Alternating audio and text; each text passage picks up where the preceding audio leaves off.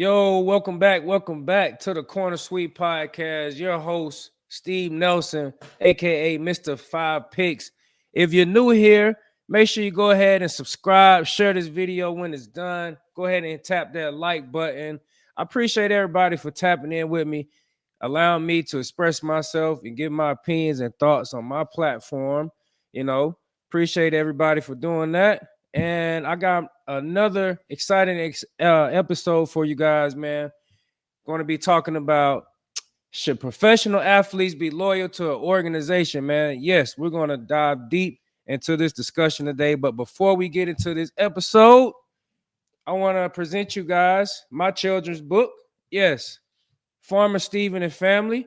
For those who might not know, I run two farms, anywhere from beef, sheep, chicken, hogs, eggs, fresh produce, you name it, man. Um, I built these farms because I wanted to raise my children in a sustainable environment. And I want to just share with you guys, a little bit about my life in a children's format, teaching kids about sustainable farming and where their food comes from. But if you want to check this book out, if you want to go get it, you can find it on my website, nelson-farms.net. nelson-farms.net. All you do is click the link, click the shop button. The book will pop up. Purchase it. Boom. Put it in the basket. And there you go. We'll ship it out to you, man. So let's get into this video. Clip that. Let's get into the video. All right. So, should professional athletes be loyal to an organization that they're currently at? What does that mean? What does that mean for everybody? I mean, athletes, we all get criticized whenever it's time for us to get a bump in pay raise, right? It's always going to be put out into the open, into the media. The picture is going to be painted, in an ugly way. We're going to be portrayed as, bad locker room guy, hard to work with, not a team player. All right. So, that's what pretty much I want to talk about today. And James Harden, who's going to be the topic of discussion today, he brought up some, he had a lot of stuff to say recently, man. So we're going to be talking about that. So let's get into it. So let me ask you all something. Why is it that teams can trade players overnight, cut them without warning, restructure contracts whenever it benefits them, but the moment a player moves on, we call him disloyal? Because that's exactly what's happening right now with James Harden. He said something that shook people. Loyalty is overrated. And when he said it, fans lost their minds. Media panels exploded. Social media did what social media does. But instead of reacting emotionally, I want to ask the real question. Was James Harden wrong? Or was he just being honest? Was James Harden wrong? Or was he just being honest for his comments about loyalty being overrated? Was he wrong? Because if we're being real, this isn't just about Harden. This is about the entire modern NBA and the NFL, for that matter. For my sake, it's about the NFL, but we're talking about the NBA. So I'm trying to intertwine the NFL and the NBA, if you get my drift. Okay. So why Harden is a perfect lightning rod for this discussion? James Harden is the perfect person for this conversation. Why? Because he's been an MVP franchise cornerstone, scapegoat. He's been a team killer, a locker room problem, and now suddenly a ring chaser. But he's the same player, different labels. And every stop he's made, the narrative changes about James Harden, but the system stays the same. I mean, I just want to talk about that, man. Like what I just mentioned before. Like whenever you part ways with a team or you guys are at odds, they always try to put labels on you. And I can, I guess, empathize with that because I was a guy that multiple teams try to put a label on because I wasn't properly compensated for my services. So I tried to move on, or the team, you know, did not see fit or wasn't working out for the future plans or whatnot. So they will try to label you and put words on you, and it's solely, but it's solely the media. You know, I don't know if the organizations, you know, may have an insider, they may have a media outlet that they spew these narratives out to, and then they just boom, they take off in wildfire, and now you know the fans and everybody, you know, will start to see a player in a certain light. Um, for me, in my particular situation, like let's say for example, the Pittsburgh Steelers, since I just spoke about them recently, there was a situation where Big Ben was declining and he was getting paid top quarterback money at the time, which is like 2020-ish or something like that. You know, he was getting paid like 40 something $1 million, odd $1 million. And we had a top defense, and that defense won games and kept us in that 500 mark of not having a losing season. So what happened? We had a lot of guys like myself coming up on new deals, free agency, et cetera, et cetera. And a guy like Big Ben, you know, who has his hand around the throat of the organization, you know, can just pretty much dictate, you know, the future plan of the team. And so that's what pretty much what happened. You know, the team reached out to me. I remember in the off season, I was going into my third season being with that team. And then Mike Tomlin reached out to me and said, "Hey, just want to give you a heads up. You know, they're talking about, you know, shopping you around." So, you know, my first thing was like, man, what the hell? Like, I've been playing really well here. Anyway, couldn't get the trade deal done. I think they wanted too much for me, too much compensation. They just handled the situation terribly. And then they just held me kind of hostage at that point. And so, you know, I pretty much forced my way out. And I'm not sure how it could have been or how it could have went if I never would have said anything, but that's just me. You know, I like to stand up for myself, speak up for myself, because I want to show my children, you know, how it is to have some type of backbone or to have a backbone. I don't want to teach my children, you know, to shut up and be oppressed and not speak your mind. Now, there's a way to do those things in a time and a place, but you know, if you don't stand for something, man, you're gonna fall for everything. So, you know, I firmly believe in that. But anyway, yeah, so they put labels on you. They said I was a locker room guy. Like, never heard of any of these things. All of a sudden, you know, this guy's mad. He's bitter. He's this and that. Like, have you guys ever noticed, like, as much shit? Excuse my language, but as much shit people like to talk or say things about me or create a certain narrative. Have you ever seen a teammate of mine, a former teammate of mine, come out and say, like, man, you tripping or this and that? I'll give you $100,000 if you can find somebody that come out and says anything. It's all narrative based. It's all fan based most of the time, media based. So that's that. That's that on that. All right, get back into the video. So when James Harden was in Houston, they loved him until they didn't. Brooklyn wanted him until they didn't. Philadelphia trusted him until they didn't. Now, he had a reason to fall out with Philadelphia, in my opinion, because he was lied to, allegedly. Now, LA welcomed him, Clippers, until it didn't work. So let's just stop pretending this is unique. This is how the league operates now. The double standard nobody wants to admit. Here's the part nobody likes talking about. When a team trades a player for future flexibility, cuts a veteran for cap relief, drafts his replacement while he's still on the roster, we call it, quote unquote, smart business. But when a player protects his career, moves to a better situation, refuses to waste his prime years, suddenly he's disloyal, selfish, not a winner. That's not balance. That's hypocrisy.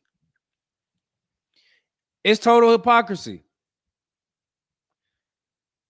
How can an organization do what's in their best interest and call it good business? But when a player decides to do what's in their best interest, it's being painted as selfish or disloyal, not a team person. It's always been like this in sports. It's always been like this. And I don't know how that is in the other world. Like when people work at, jobs like, I don't know, in the food industry, delivering services, um, entertainment. Well, sports essentially is entertainment, but let's say, I don't know, any other career outside of sports. I don't know how that works.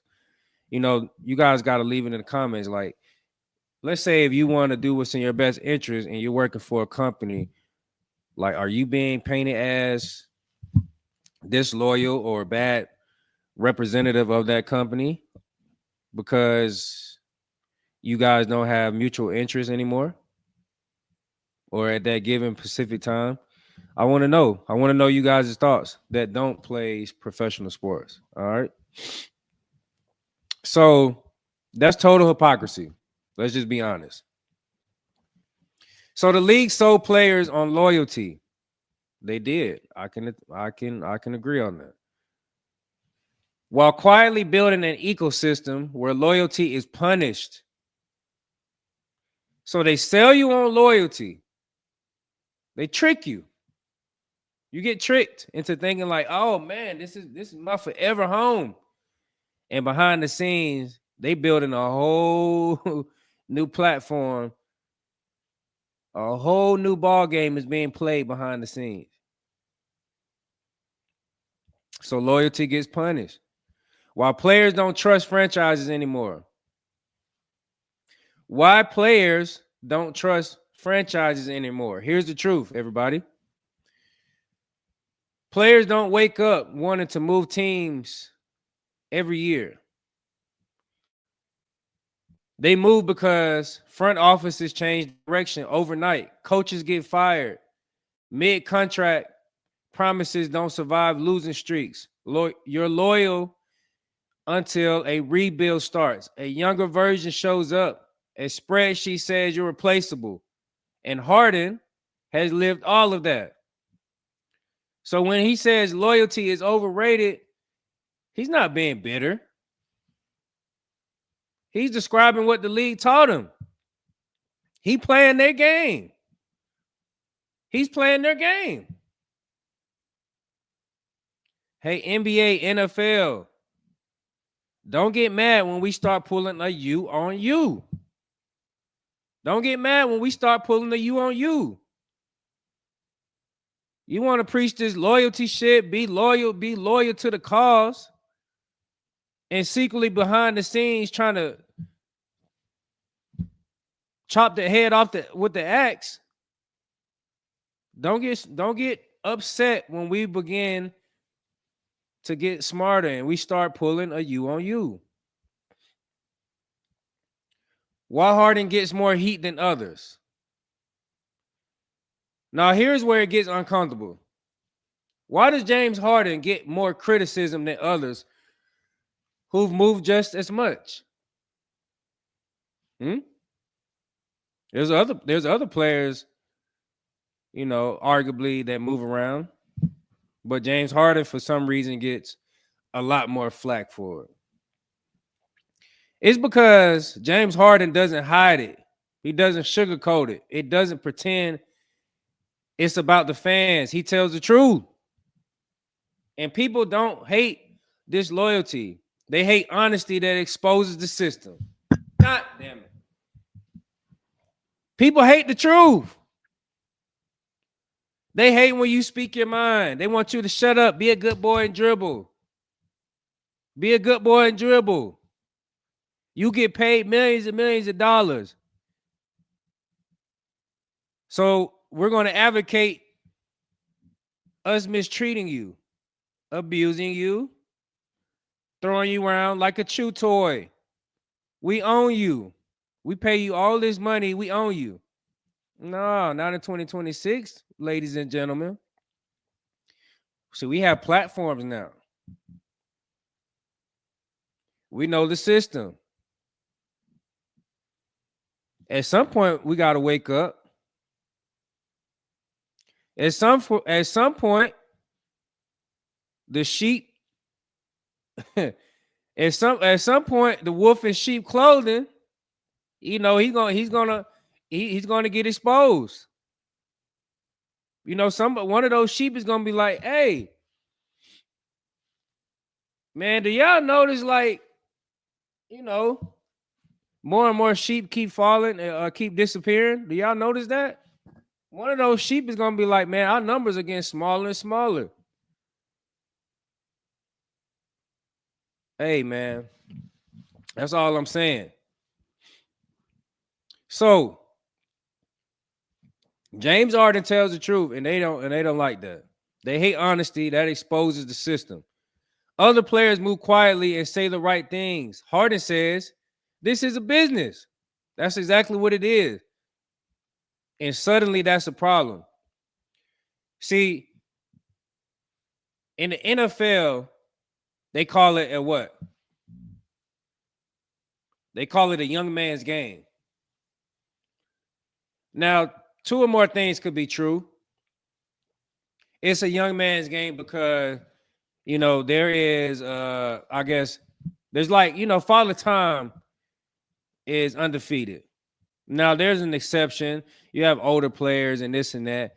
Quarterbacks, kickers, special team guys, they can play a little longer because their body isn't really getting put to the test. I mean, hell, quarterbacks can play into 20 years now because they got rules to protect them, right? Special teamers, they only play a percentage of a full football game, so their body is more rested. You know, they have a little bit more in the tank. But when you get into the defensive backs, where you got to constantly run all day, put a lot of miles on your body. Receivers got to constantly run, put a lot of miles on your body. You know, you talk about the linemen, running backs. Oh Lord, they get abused, used and abused. Linebackers, you know, you got to put. And then, hey, we talk about the diminishing of the brain. When you get to talk about those physical, high impact positions. So I get that. It's a young man's game because some positions just aren't suited to be, to have long extended careers. But they also call it a young man's game because of the control factor. Now we cooking. They call it a young man's game because they do not want the experienced vets tainting, quote unquote, or giving the game to their younger players. So they want to keep the team as young as possible so we can control you guys, manipulate you guys, persuade you guys that we are loyal, to be loyal to us. But when you got an old vet that's been around the block, been on several different teams and doing the best interest for himself, he knows the game all of a sudden. He knows it's a business. So no, we don't want these old vets in here, talking to our younger guys. Clip that. Clip it. We don't want that. That's what James Harden is doing, man. So what loyalty actually looks like now. So let's redefine loyalty. In today's NBA, loyalty isn't staying forever. Loyalty is playing hard while you're there, being professional, not sabotaging the locker room, competing every night. It's not sacrificing your career so a front office can reset their timeline. The league changed the rules. Players just adapted. We're adapting, man. It's 2026. We're adapting. That's why you see all this money being distributed out. These big contracts, because we know you got to come up off that money, man. And that's a different that's a different video. But there is levels to this. This whole notion of players understanding that it's a business and having more leverage than the organization, that only works for a certain class of athletes. And what I mean by that only works for there's classes. So just so you guys know, there's top tier guys who sell all the jerseys, these first round picks, lottery picks, the face of the organizations, cornerstone guys. Those guys have the most leverage, right? And they're trying to get away. They're trying to diminish the middle tier, which was guys like me. Middle tier guys and lower level guys have no leverage whatsoever. So a guy like myself, who has a lot of knowledge, who I think particularly I'm better than a lot of the top tier guys that they have ranked top tier. Sports is political, if you did not know. It's very political. So a lot of these top tier guys that you guys are being able to see, it's political based. They're being thrown on your screen, presented to you more than, there's like 90 guys on the roster. Why are they promoting these 5 to 10 guys more than the others? Because they have the name. It's all analytics. It's all in the program, ladies and gentlemen. So I understood that, like, hey man, I'm better than this guy, 10 times better than this guy. This guy can't hold my fucking jock strap, but y'all promoting him, and he goes on to get, all this money, and y'all trying to get me peanuts over here. So a guy like myself, I was never gonna, I had a lot more left in my tank, but they didn't want me to in the game, man. I had too much knowledge. Anyway, so Harden's legacy and the real question. It's another hard question, guys. Here's the real question. Will history punish Harden, or will it realize he was just ahead of the curve? Because years from now, players will move freely, control their timelines, protect their prime, and nobody will blink. I just said that. It's coming. This is what they fear. This is why they continue to try to get us out the way. The guys who got a brain, the guys who have a brain and can think for themselves, oh yeah, man, y'all got to get out the way. Move around.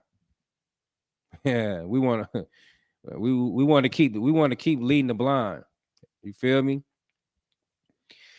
So James Harden, he'll be remembered as the guy who said it out loud first. And I can respect that. Closing out, here's my final thought. And I want to leave you guys with this. So is loyalty overrated? No. Blind loyalty is. Blind loyalty is. Is loyalty overrated? No. Blind loyalty is. And the NBA has proven time and time again that loyalty is only valued when it benefits ownership. James Harden didn't kill loyalty. The league did. The NFL did. The NBA did. He just stopped pretending. So Hey, man, I'm leaving you guys with that. That's my 2 cents on the James Harden comment. And again, man, appreciate you guys for tapping in to the Corner Suite podcast. Again, man, your host Steve Nelson, Mr. Five Picks. Just dropped another fire episode on you guys, man. Leave a comment, share, do all that good stuff, man. We out. Peace.